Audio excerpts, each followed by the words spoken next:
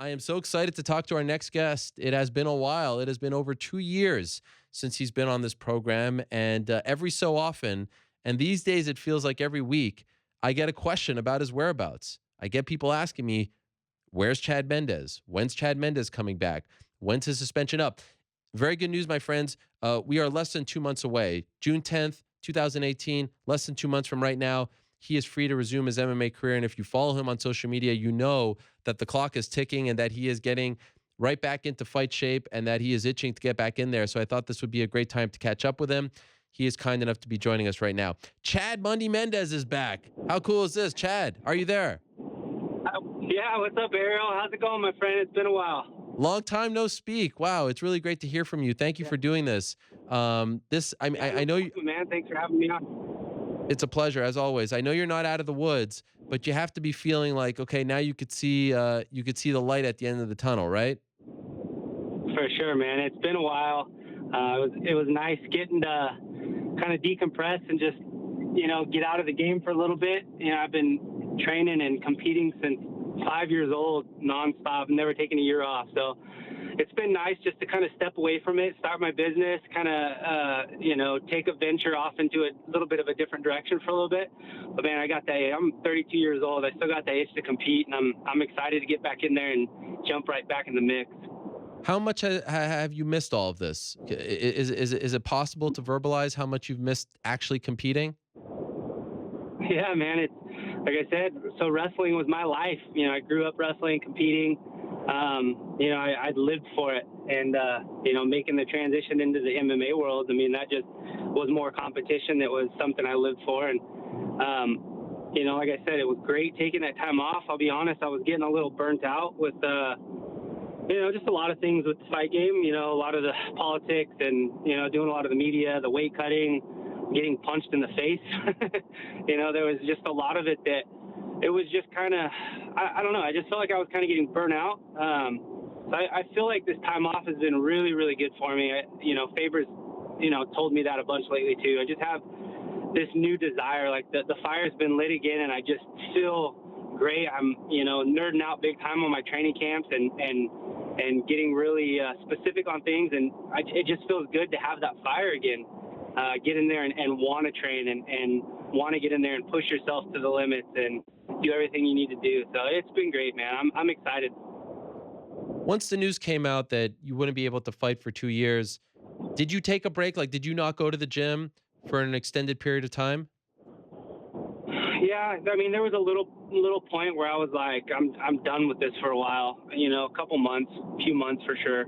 But for the most part, I stayed active. I mean, I've, like I said, been active my whole life. So I honestly just start feeling guilty. When I go a few weeks without doing anything, like I start feeling like a bum. Even if I'm busy doing other things, I feel like I need to work out. I start feeling kind of crappy too. So, I obviously stayed active, in the gym and then even out in the mountains. I mean, I'm sure it's seen on my social media a ton, a lot of the hunting, and, I've made a lot of great connections, started working for a lot of great outdoor companies, and, it's been awesome trying to build and grow that side of the Chad Mendes brand. And, I've met a lot of great people in the industry, and I feel like I have that side built now. And that ultimately, like after I'm done fighting, that's, we've talked about this in the past, but the outdoor world is where I want to kind of transition and steer myself after fighting. But like I said, I still got that itch to compete, and, I obviously can't do much competing in the outdoor world. So, I'm great at fighting. I have the desire to compete still and want to get back in there and punch some people in the face and get paid for it. The thing that I respected the most about this whole situation and specifically how you dealt with it, it is like clockwork. Someone, fails a drug test, there's an excuse, there's something, they don't own up to it. You couldn't have done it any cleaner. Your tweet on June 18th of 2016 was, quote, "I didn't do my homework and that was a big mistake. I own it and I'm going to pay for it." That was it. And then you just kind of went away. How difficult was it to actually do that? Because we've seen time and again people not do it when they were guilty and knew exactly what they were doing. Yeah, man, it's just my dad raised me that way. It's like if you fuck up, I mean, you got to pay the price. I mean, that's you got to do your homework. You got to do, due diligence and make sure that what you are doing, no matter what it is in life, you're doing the right things. And I messed up, man. I just, I used the product, wasn't paying attention, just didn't really crossed my mind, but that's my mistake. That was my fault. And I had to pay the price. And like I said, it was tough stepping away. I had that point in my life, in my career, now. Actually even told the UFC I was going to take that year off anyways, just coming off the 2 losses, getting punched in the face and getting rocked. I just didn't feel like, my health and my life was less important than fighting, and so stepping away from it and just letting my body heal was what I wanted to do. And then, that came out, and I'm a firm believer that everything happens for a reason, and I don't know if that was just God's way of saying, like, hey, you need to chill, step out of this, I'm going to send you in a different direction or not. But, like I said, I owned up to it. I took the time, I did my time, and, I think it was great, though. It obviously sucked. I don't ever want to be remembered as someone that was trying to cheat and use steroids or anything, but, moving forward from that, all I can do is put my nose to the stone and just keep killing it. So, I did my time. I'm feeling good now. Like I said, got that desire and that fire back, and I'm ready, man. So we'll see what happens. Just for the record, since this is the first time we speak, could you tell us what exactly happened? Yeah, I'll be honest. Like, I'll give this last statement. I just am done talking about this. I feel like the more I talk about it, the more it stays relevant. Yeah. I'm ready to just move forward from it. But, it was like I said, my mistake. I got a product that was used for my psoriasis. I didn't pay attention. There was a peptide in it that was on USADA's ban list. I'd been randomly drug tested for all my fights a bunch of times before that, never had any issues. And I've been drug tested randomly, a bunch of times since then and never had any issues. So, it was never a question of me trying to cheat or anything. It was just a mistake. I just started using that stuff. Obviously, I'm being tested by USADA, and boom, it flagged. So, I used it, just didn't pay attention. And that's basically the bottom line. There wasn't, I probably could have gotten less time off if I would have fought it. But like I said, I was in that point in my life where I just was, really burnt out with the sport, and I was thinking, okay, is this a sign that I need to just step back? Is this a sign that I need to, like, chill out on getting punched in the head for a while?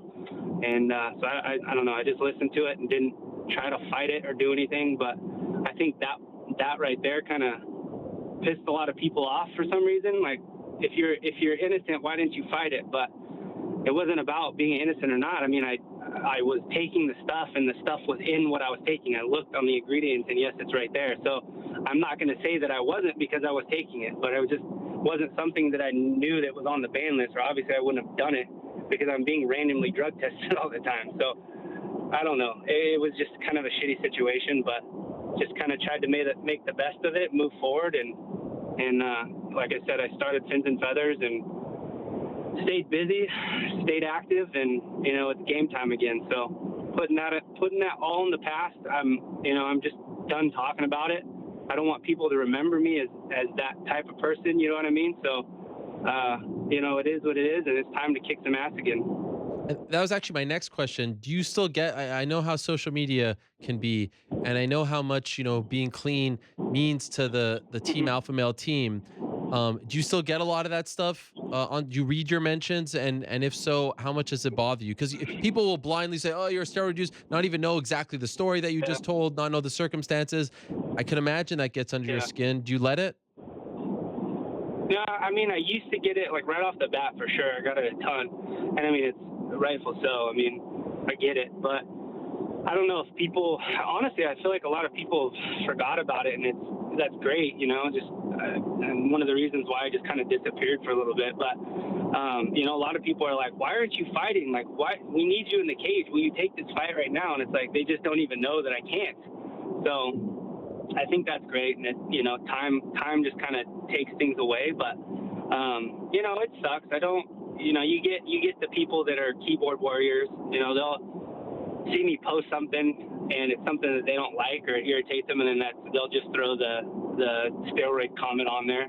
But just over the last couple of years, I've just learned to kind of weed those people out. It's no need for me to try to get in a battle over Twitter or Instagram with these types of morons. So I just block them and delete the comment and move forward. So it's just one of those things. I'm sure you get it a lot too. People on social media just love to talk shit.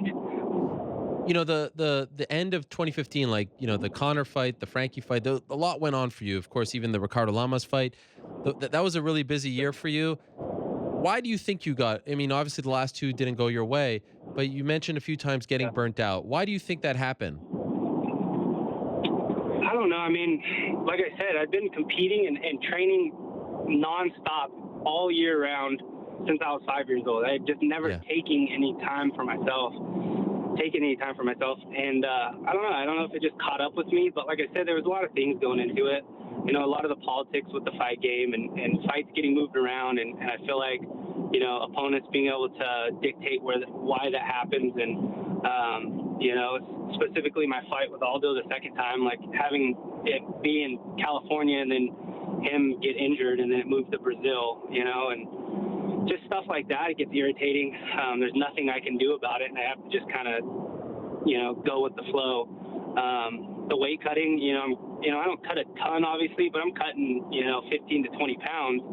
And I've been doing that since I was a little, probably a sophomore in high school, I think was when I first started cutting weight. And at that point, it was just kind of old. I just didn't feel like doing it anymore. And then obviously getting punched. I mean, those last two fights, getting hit in the head and getting flashed knockout or getting rocked, that type of stuff, at least for me, like that stuff adds up, and it's obviously something I don't like to think about as a fighter because, you think about that all the time and it's gonna be in your head. You're not gonna be able to train and fight like you need to fight. But, 2 in a row, I want to be able to talk and interact with my family when I'm 50 years old, So for me, it was just like, all right, I'm going to step back. I'm not going to get punched in the head for a little bit, let my body kind of re-heal and recoup. And then we're going to hit it hard and get back in there. And then boom, all that stuff happened. And, a little bit more time was added to it. So, it was just kind of a mix of things. So the division looks a little different these days from when you last fought in it. Of course, Frankie's still very much in the mix, which is amazing. What do you think of the state of the featherweight division right now? Man, I think it's the perfect time for me to get back in there. I think I match up very well with a lot of the top guys.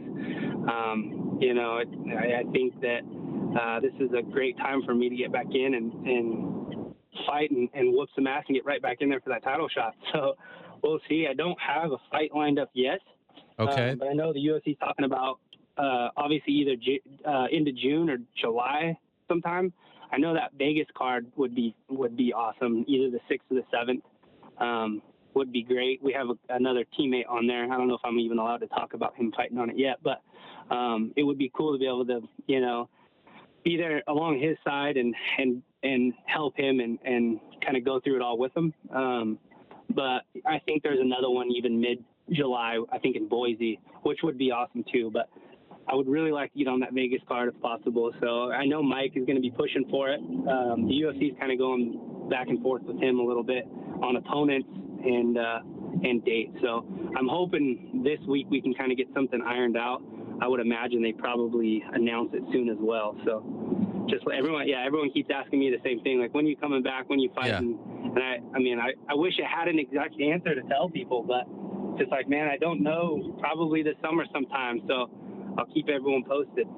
And do you have, like, if it was up to you, if they said, okay, who do you want to return against? Do you have an opponent in mind? Do you have a perfect opponent, a perfect scenario?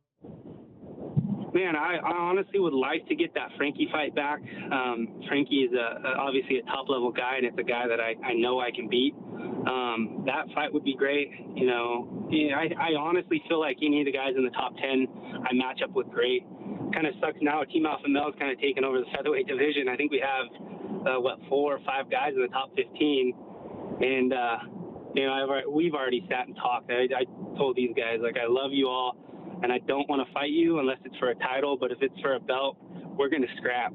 So I think everyone's kind of on the same page as far as that goes, but it just doesn't make any sense for us to fight if it's not for a belt. So, yeah, that's kind of where we're at on that point.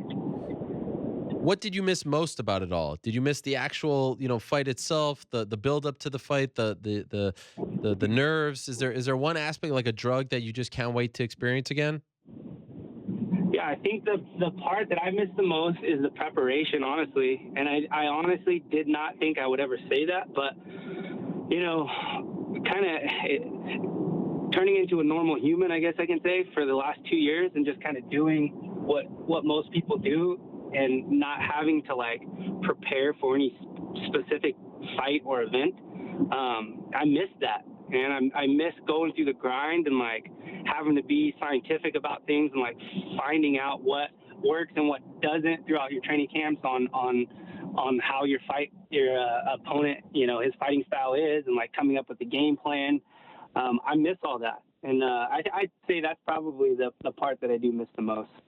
How many more years you want to do this for? I'm sure now that you have your business set up, you've been able to take a step back. How many more years do you have left in you, in your opinion?